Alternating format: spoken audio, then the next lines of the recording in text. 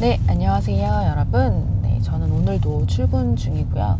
오늘은 제가 요즘에 읽고 있는 책에서 너무 소중한 부분이 있어서 여러분들께 말씀을 좀 드리려고 합니다.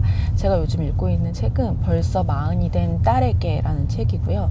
이 책은 지금 정신과 의사분이 딸에게 쓰는 그런 편지 형식을 빌려서 그렇게 쓴 책입니다. 그렇게 쓴 책이어서 30, 40대 분들이 읽으시면 너무 좋을 것 같은 책이에요. 저도 너무 공감이, 그 딱 문구만 봐도 공감이 돼서 집어들었는데, 저는 보통 책을 읽으면 서문부터 읽는 편이거든요. 그래서 서문을 읽는데 너무 감동적인 거예요. 그래서 그 위로를 받았고, 여러분들께도 말씀을 드리면 많은 분들이 위로를 받으실 것 같아서 제가 이제 말씀을 드려야겠다는 생각이 들었습니다. 어떤 얘기냐면, 일단은 그 저자분께서 저희를 너무 알아주세요. 이제 이분은 아마 60대가 넘으셨을 것 같아요. 70대가 되셨으려나? 늦은 나이에 뭐 유학도 갔다 오고 했다는 그런 내용들이 나와서 나이가 이제 그 정도 되신 분인 것 같은데, 상담을 하시다가 이제 30, 40대 분들을 많이 만나시겠죠. 그리고 그 시기를 지나왔고, 그래서 그 시기가 너무 많이 힘들다는 걸 너무 많이 알고 있다는 거예요. 그 시기에는 일터에서도 가정에서도 모두 다 너만 찾고 홍수처럼 모든 일이 쏟아지는 것을 너무 잘 알고 있다. 그렇게 너무너무 바쁜 시기이다. 그래서 그렇지만 그리고 또 선택권만 있다면 얼마 좀 피하고 싶은 그런 자질구레한 일들이 너무 많다는 거예요.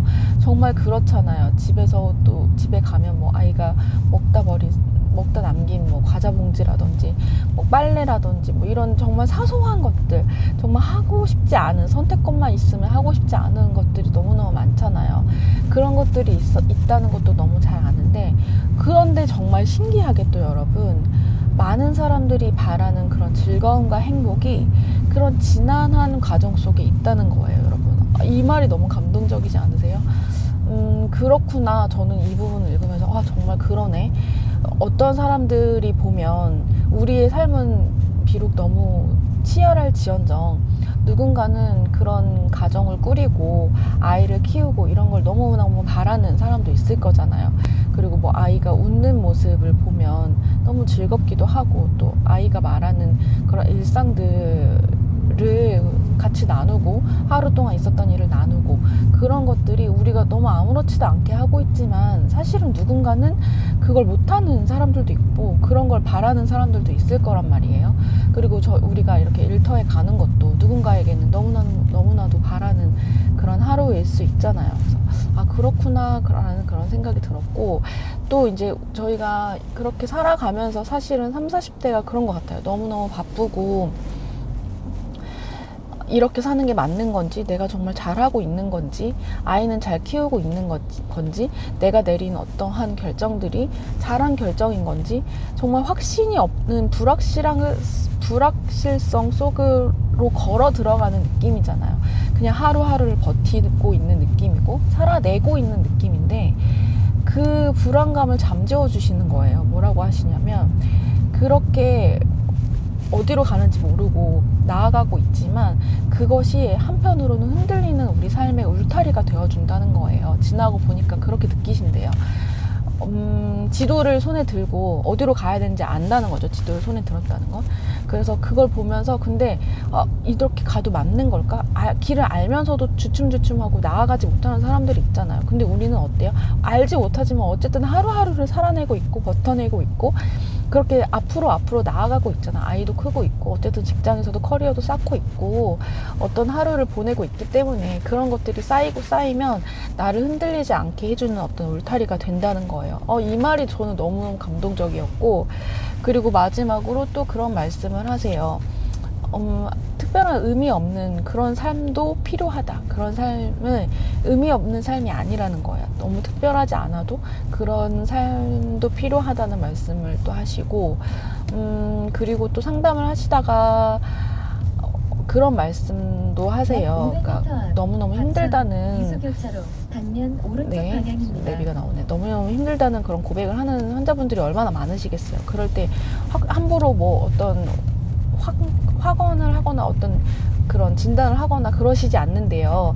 환자분들이 얘기를 하게끔 이제 기다리시는데, 그 이유는 자기 성찰을, 얘기를 하면서 자기 성찰을 할 수 있게끔 도와주시는 건가 봐요. 그런 얘기를 하시는데, 그 대목에서 이제 끝에 그런 말씀을 하세요. 우리는 시련보다 강하다. 우리는 시련보다 강하다. 이런 말씀을 하시고, 그리고 그 시련이 너무 버겁게 느껴지겠지만 시련에는 반드시 양면성이 있다는 거예요. 그래서 양면성이 있기 때문에 우리를 주저앉히기도 하지만 우리를 또 나아가게도 하고, 하나의 문이 닫히면 또 하나의 문이 열리듯이 그런 돌파구는 반드시 마련되기 때문에 그런 마음을 가지고 어떤 어려움이 있어도 좀 지나가도록 좀 기다리는 그런 게 필요하다라는 그런 말씀을 하시면서, 만약에 그것도 힘들다면 그냥 살아라, 살고 있어라, 그거면 충분하다, 이런 말씀을 하세요. 근데 그게 너무 저는 정말 감동적이더라고요.